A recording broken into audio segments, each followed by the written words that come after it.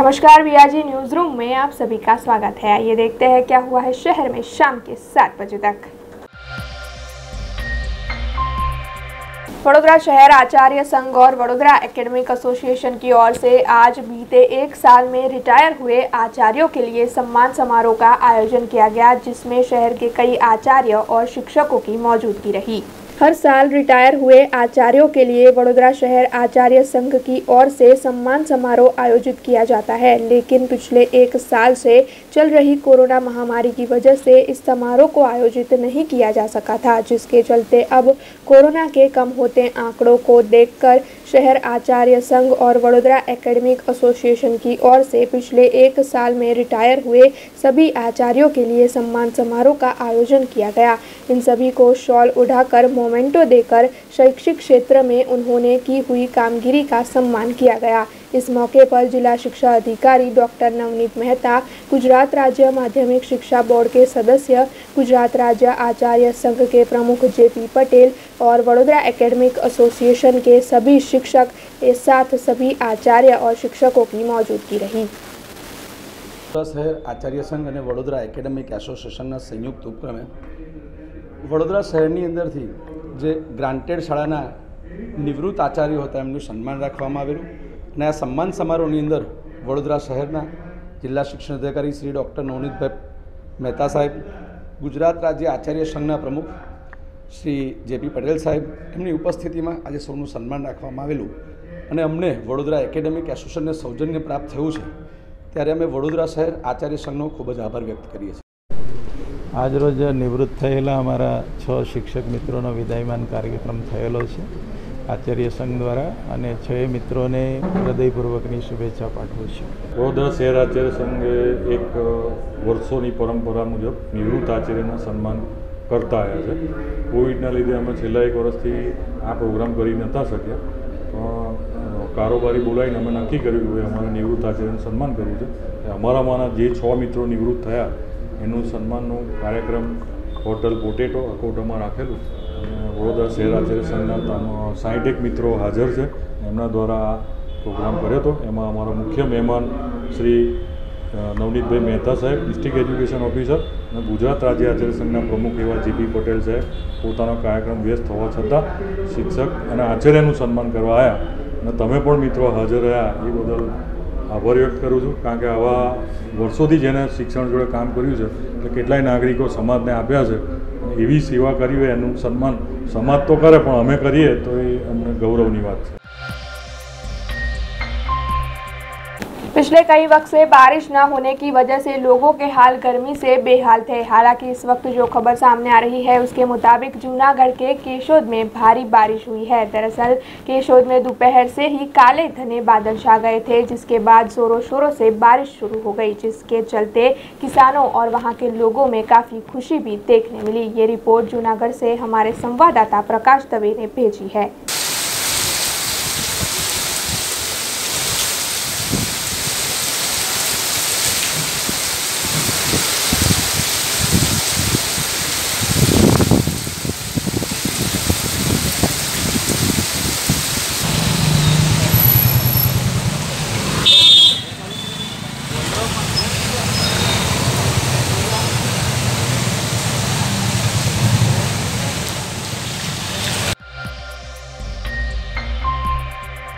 बारिश के मौसम की शुरुआत गुजरात राज्य में हो चुकी थी, लेकिन इसके बाद कुछ दिनों तक बारिश बंद रही, जिसकी वजह से पड़ रही गर्मी से लोगों के हाल काफ़ी ज़्यादा बेहाल थे। लेकिन अब आखिरकार बारिश ने गुजरात में फिर से दस्तक दे दी है, जिसके मुताबिक माल्या हाटी में बारिश की खबर सामने आई है।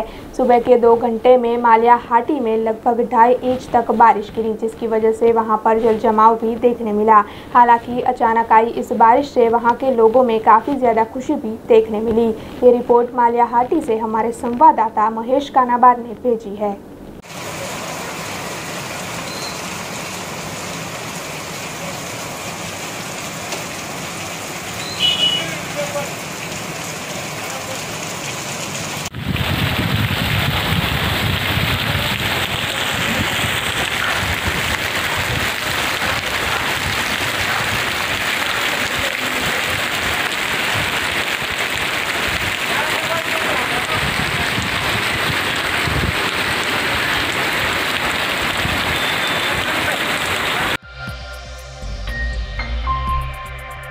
26 जुलाई को विजय कारगिल दिन मनाया जाता है, जिसके चलते एनसीसी की 3rd बटालियन की ओर से ग्रीन कार्ड बनाए गए हैं और इन ग्रीन कार्ड को 26 जुलाई को कारगिल दिन के मौके पर कारगिल में कार्य करने वाले जवानों तक पहुंचाया जाएगा।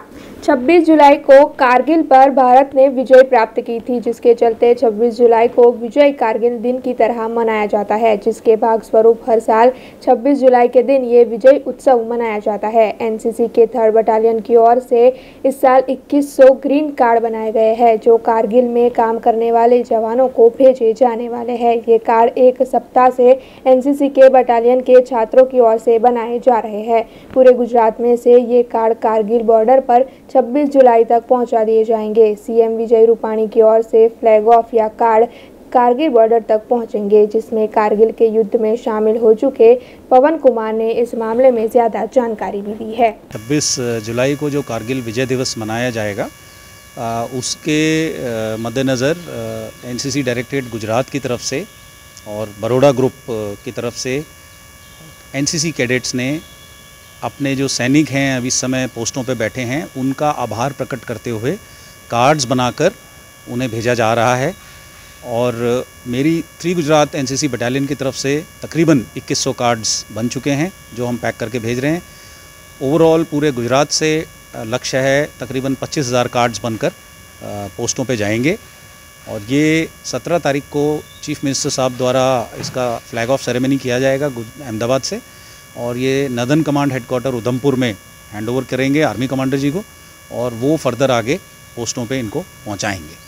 कार्ड्स पिछले हफ्ते भर से बच्चे बना रहे हैं कार्ड्स, जिसमें कि स्कूल के बच्चे भी शामिल हैं, स्कूल के एनसीसी कैडेट्स और कॉलेज के एनसीसी कैडेट्स। एंड तकरीबन आप मान के चलिए 1200 से ज़्यादा बच्चों ने, हमारी बटालियन के अकेले 1200-1300 बच्चों ने बनाए होंगे कार्ड, क्योंकि हमने कोई रेस्ट्रिक्शन नहीं रखा था कि एक बच्चा एक ही कार्ड बनाएगा। इसलिए ये मान के चल रहे हैं हम कि 1200-1300 बच्चों ने बनाए होंगे कार्ड। ये तो टोटल 2100 कार्ड्स हैं। तकरीबन 25,000 कार्ड्स होने का एक्सपेक्टेशन है, बट ये फाइनल अभी 15-16 तारीख को ही पता चल पाएगा, जब वहाँ पे सारे कार्ड्स एकत्रित हो पाएंगे।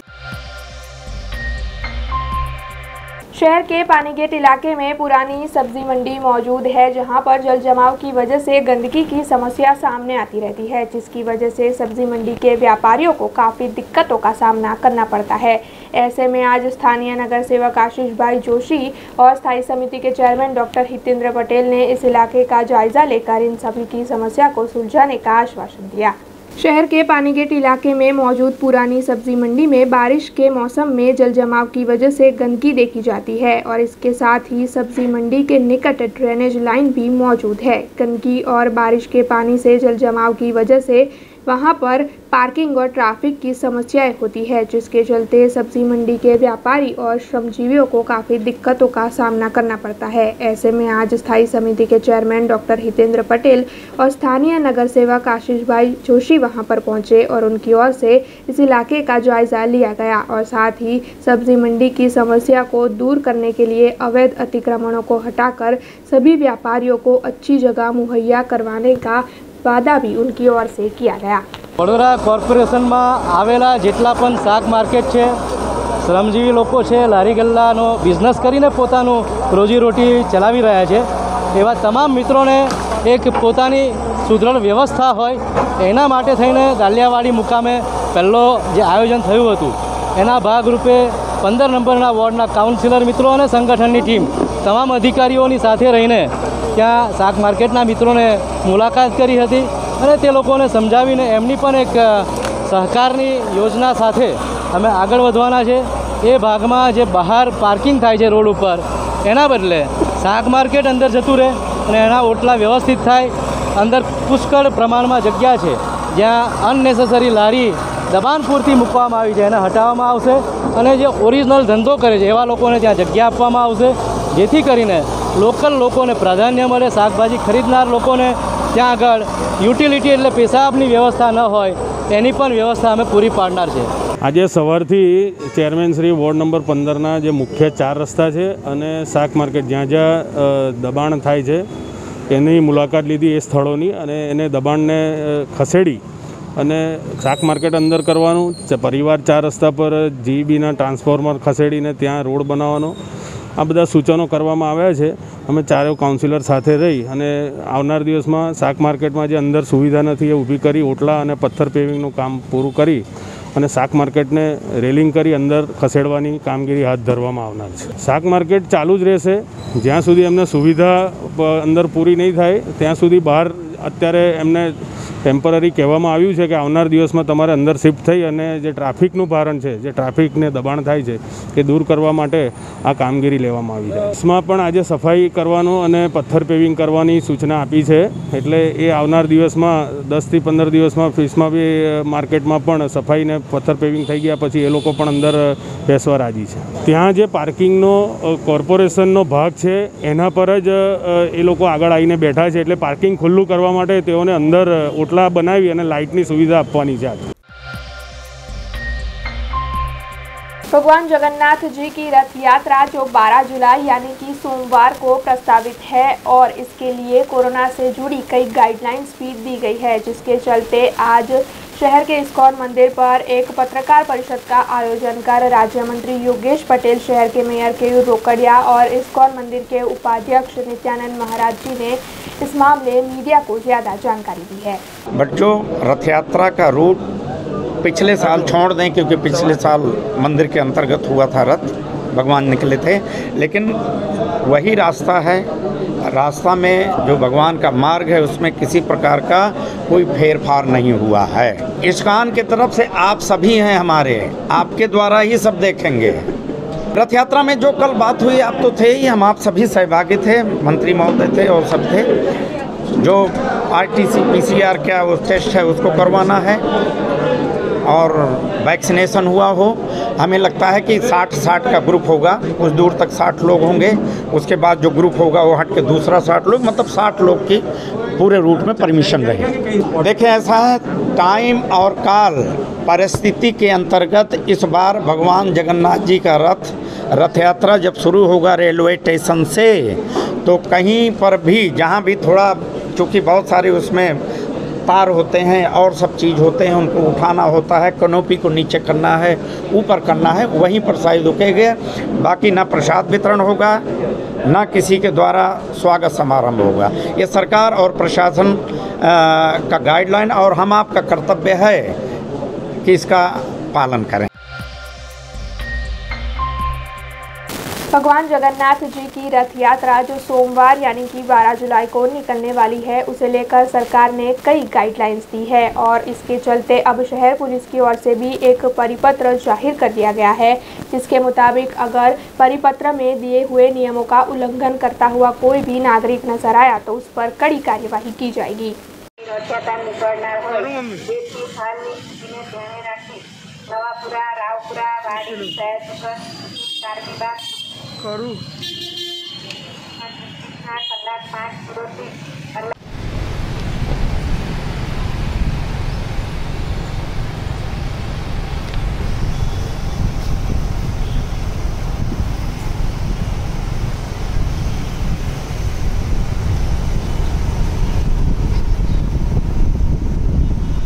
આપણે જાણીએ છીએ કે રથયાત્રા કંટ્રોલ સિચ્યુએશનમાં થઈ રહી છે, એટલે સરકારશ્રીએ આ બાબતે કર્ફ્યુ જાહેર કર્યો છે.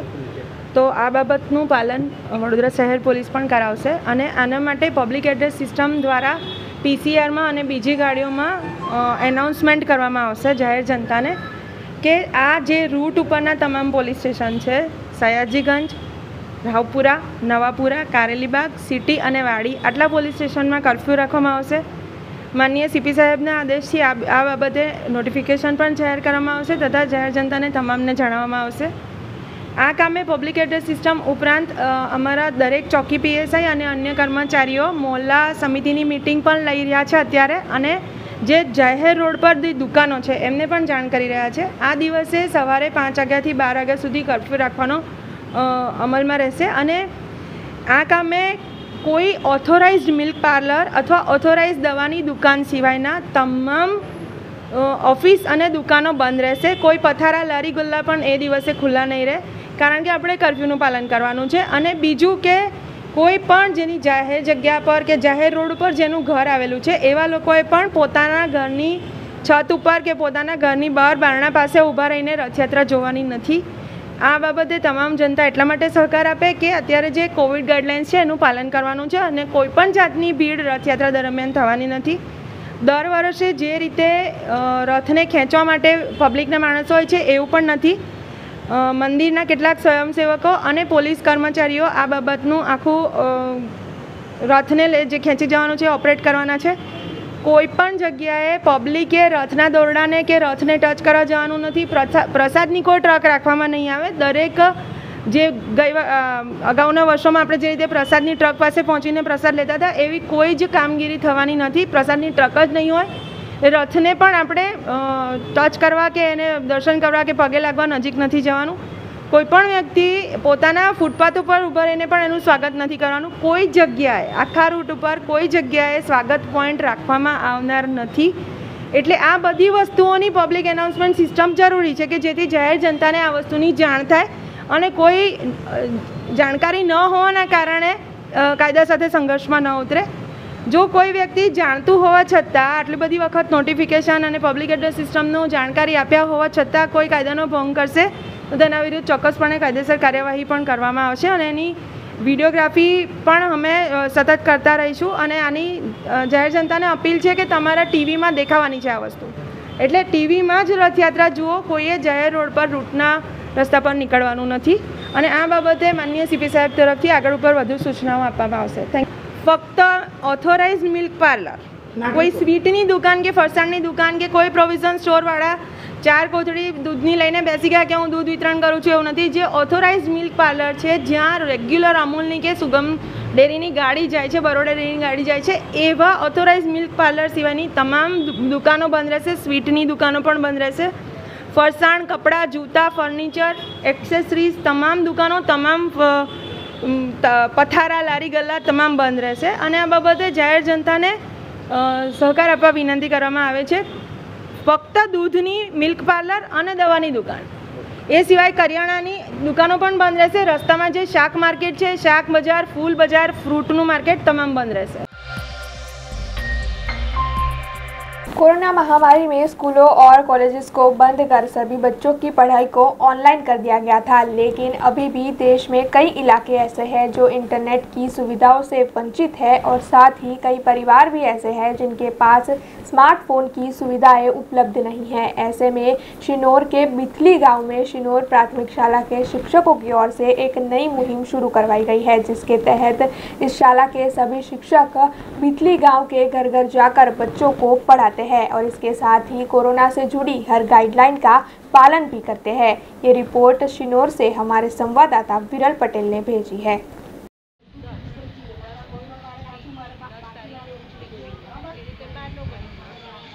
जो આપણે બીજી ચોપડી અંગ્રેજીની પૂરવાની છે બરાબર ને, એટલે અંગ્રેજીની ચોપડી પછી 2 દિવસ પછી ચાલુ થાય. આ હમણાં થઈ સુધી હા, બીથલી પ્રાથમિક શાળાની અંદર આપણે અત્યારે શિક્ષણ બંધ નથી, શાળાઓ બંધ છે પણ શિક્ષણ ચાલુ છે. એ ધ્યાનમાં લઈને અત્યારે જે ઓનલાઈન બાળકોને શિક્ષણ આપવામાં આવે છે, પરંતુ ગ્રામ્ય કક્ષાએ બાળકો પાસે આ સુવિધા હોતી નથી અને કેટલીક વખત કેટલીક સમસ્યાઓનો સામનો કરવો પડે છે. એટલા માટે આપણે ગામની અંદર દરેક શેરીએ જઈને બાળકોને શિક્ષણ આપીએ છીએ. શિક્ષકો દ્વારા એક શિડ્યુલ બનાવવામાં આવ્યું છે. ટાઈમ ટેબલના આધારે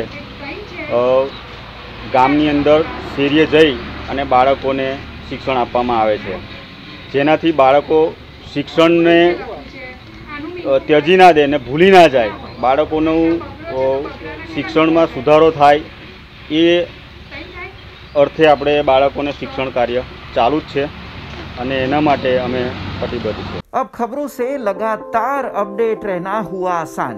BRG न्यूज आपके मोबाइल स्क्रीन पर. आज ही BRG न्यूज की mobile app Google play store और ऐप स्टोर से डाउनलोड करें और खबरों से लगातार जुड़े रहें.